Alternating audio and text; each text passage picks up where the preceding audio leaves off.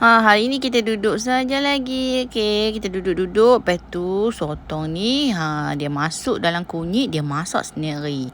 Okey, bawang merah, bawang putih ni. Okey, lepas tu nampak kunyit tu.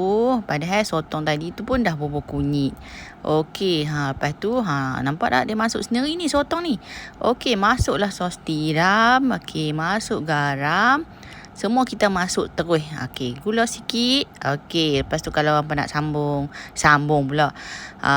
Okey, lepas tu kita mandikan dia dengan sebut perasa sikit. Lepas tu, okey, pasanglah api cepat-cepat ni weh.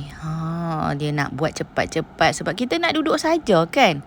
Okey, lepas tu hampa masuklah sayur kacang panjang, cendawan dengan carrot. Dia masuk sendiri. Kacau-kacau dia, hidup dia ni.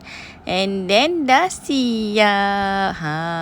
Bolehlah makan sambil kita duduk saja. Kita tak buat apa, kita duduk saja. Kita tengok je dia masuk. Okey, apa lagi? Jom kita makan.